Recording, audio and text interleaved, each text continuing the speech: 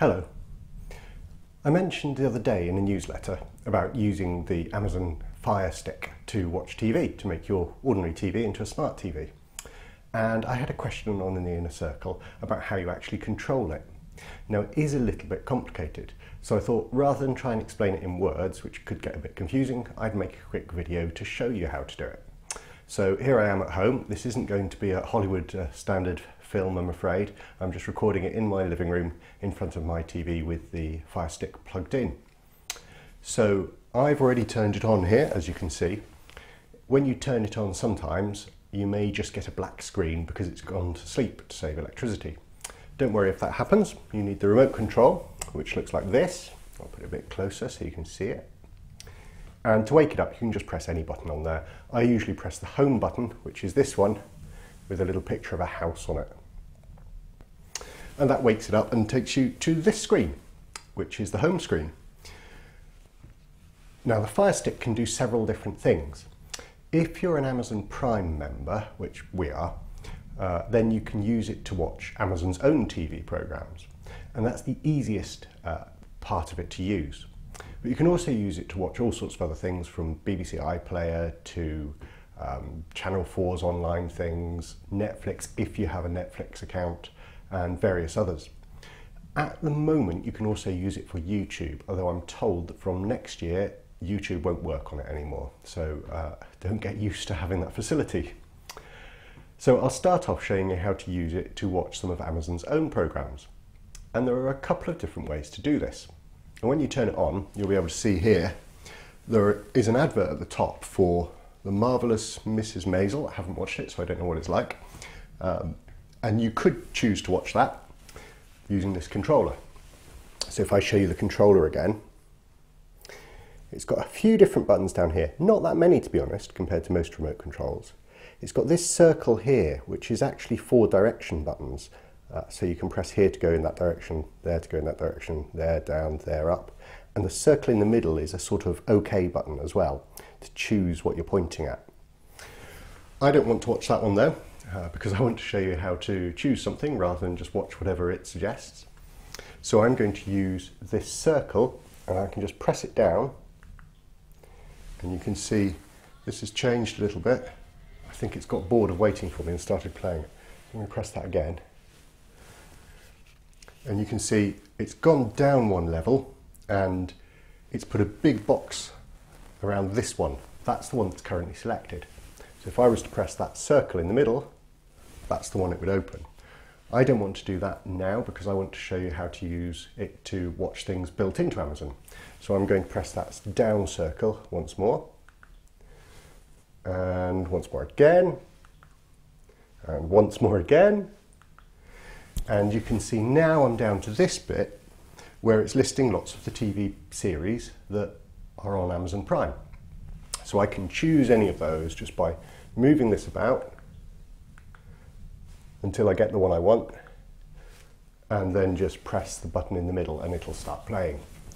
Once it's playing, you can use these 3 buttons, which are just like on a normal video player or whatever. There's a play and pause button, fast forward, which way around are we? Fast forward and rewind. So you can use those. To fast forward or rewind, by the way, you have to hold the button down. That's caught me out a bit when I've just pressed it and it's hardly moved. You actually have to hold it down for as long as you want it to skip.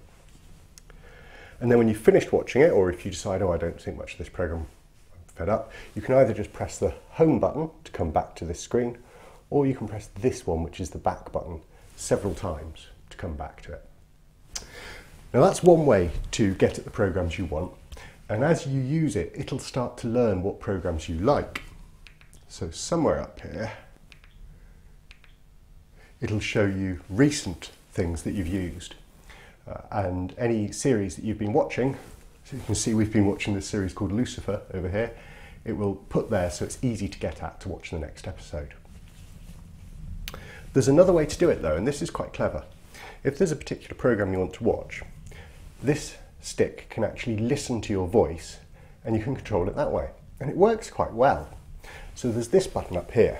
It's got a picture of a microphone on it. And you have to press it and hold it down and then talk into the microphones in that little hole just above the button there. You don't have to hold it too close to your mouth, but you don't want it to be too far away either. So let's try it out. I'll press and hold down the button. The TV should make a sort of beep noise, and that tells me it's ready for me to talk, and I'll say what program I want to watch and we'll see what it comes up with. Vikings. Let's see if it works. Here we are. So it's found a few things to do with Vikings. It's found this, which is a series they're running. That looks like maybe it's a film. Here's another old film. I remember this one from when I was little. And a couple of other things that have Vikings in. It's also found some games down there. So you can actually play games on this. I've never tried. I don't think it would be terribly good, to be honest, controlling it just through that. But there are some games there you can play on it, and it's found those as well. So that's worked quite well. And to choose one of these, say I wanted to watch this film here, I could just use this controller again, press the circle until I'm pointing at it, and then press that big one in the middle and it should start playing. I should mention, by the way, you don't actually need to point this controller at the TV while you're using it. It hasn't got a little light in the end, if you see. It's not shooting a little beam of infrared light out like a lot of remote controls are. It's actually using Wi-Fi, so it doesn't matter where you point it as long as it's not too far away. So there we go. That's how to use it to play things that are in Amazon, that they're their own programs. But I should show you how to use it for other things as well. Some people might buy a Firestick and not have Amazon Prime, and that's absolutely fine. It'll probably keep nagging you to try to get you to get it, but you don't have to take it up. You can still use the stick to watch iPlayer and all of the other online TV that you get for free, that you could watch on a computer or a tablet, but this way you can see it on your big screen. So I'll go back to the home page as if I'd just turned it on. So to do that, I just press that home button there. There we go. Sorry about bobbing up and down, by the way. I'm kneeling on the floor so you can see me and the TV as well. But when I move closer to show you the remote, then I have to kneel up a bit to shuffle forwards. So here we are, back to the home page. Now, if I want to go into one of the other kinds of free TV, I can just choose it from down here. And they all work in slightly different ways, I'm afraid. This is probably no surprise, but the BBC have made their app work one way. Channel 4 have made theirs work differently. The Channel 5 one is, in my view, terribly designed. It's really confusing. It does work, but it's not very easy to use. So they all work slightly differently. I'm not going to show you all of them because there are probably dozens, but I'll show you the BBC one because that's one of the most popular. And the others do work on the same principles. And as I show you the BBC one, I'll talk a little bit about how some of the others are different. So I've got two options as to how to start the BBC iPlayer app. I could use this controller again, press down and down again, there we are, until the BBC iPlayer is shown big with that box round, and then press the button in the circle. It's here twice, by the way. It wouldn't matter which one I picked. I could pick either of them and they'd do exactly the same thing. So if I press that circle now, it should start the iPlayer app. There's another way though. I can use the voice control. This is a bit limited. I can only use it to start the iPlayer app, but not to actually find a particular program within it at the moment. I wouldn't be surprised if they change that in the future and make it work a bit better. But to do that, I just press and hold this microphone button again. BBC iPlayer. There we are. It's found a couple of things. And I don't think either of those is what I want, actually. I wish I'd done this on purpose to show you, but if you just say the name of the thing you want, it will think that that's a program on Amazon Prime. And so it'll give you those lists as if it were a program. And if I choose one of those with this controller, choose the one in yellow, oh, it does find it, so that's not too bad. But I still then have to press the circle in the middle. So it's not been particularly helpful. On the other hand, if I go back to the home page, and this time I'm going to do it slightly differently, open BBC iPlayer. Here's BBC iPlayer. There we go. So it's that magic word open, like in Open Sesame. You have to tell it to open the app rather than just tell it the name of it. And here we are. This is the BBC iPlayer app.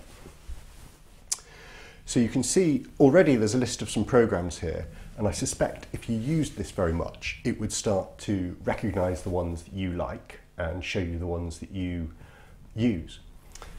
Now, watching it on here is a little bit different from watching it on a computer or a tablet. I've talked before about how nowadays you have to sign into the iPlayer app on a computer, and at the moment you don't have to do that on a Firestick. Again, I wouldn't be surprised if that changes and in the future you do have to, but for now you don't have to. You can though, and if you do sign in, it will remember where you're up to, and if you're watching a program on a different device, it will remember that as well, so that can be quite useful. So it says home at the top there, and then next to it, channels, categories and search.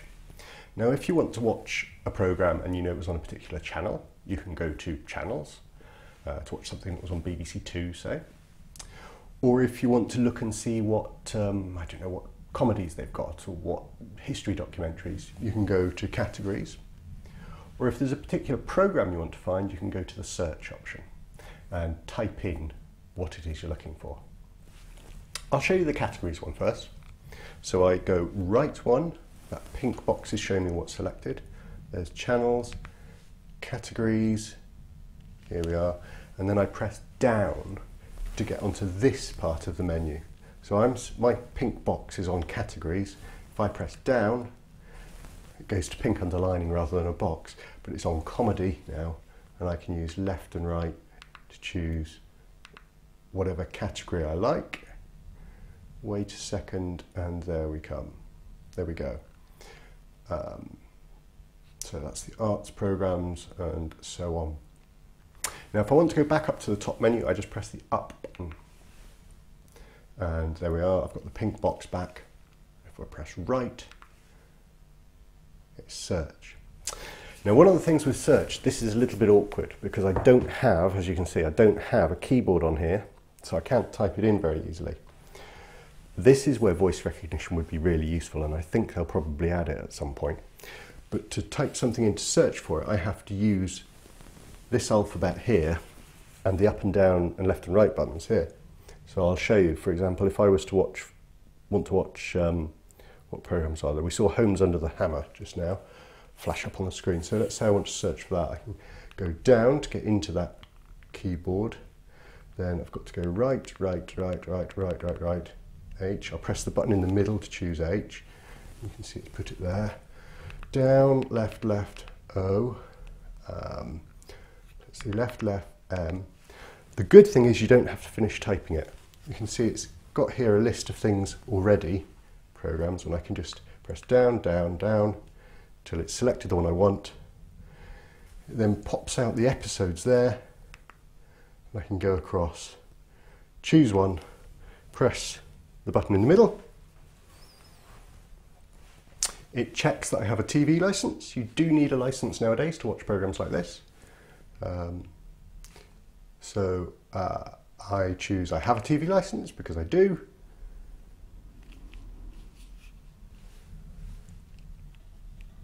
And it starts playing. I'm going to stop that because we don't want to be watching that. You want to be watching me for the moment. Or so I like to tell myself. Again, if you finish watching the program or just partway through you decide you don't want to finish watching, you can just press the home button or you can press back. You might have to press it several times. So once gets you out of the program but you're still in the BBC app, and it's taking me back through where I went, and eventually it says, "You're about to exit iPlayer, are you sure you want to do this?" And I choose OK. So that's how you use BBC iPlayer. I said that some of the other apps are a little bit different. They work on the same principles and they've all got a search box somewhere that works in much the same way, where you type in the start of the name of the program you're after. But the menus are sometimes laid out a bit differently. So in the BBC one we had categories at the top and channels at the top, and then if you chose categories you got a list of arts and history and drama and all the other different categories. On some of the other apps that's down the side just to confuse you, and you go up and down to choose categories, and then it pops out a little thing next to it with all of the different categories in it, and you choose one of them from there. It does work in the same way basically though, so if you're using a different one, for example the Channel 4 one or whatever, don't let it faze you that it looks a little bit different. It is the same principle, just laid out a little bit differently on the screen. So there you go. Hopefully that's been helpful and made it a little bit clearer how to use the Firestick. Thanks for watching.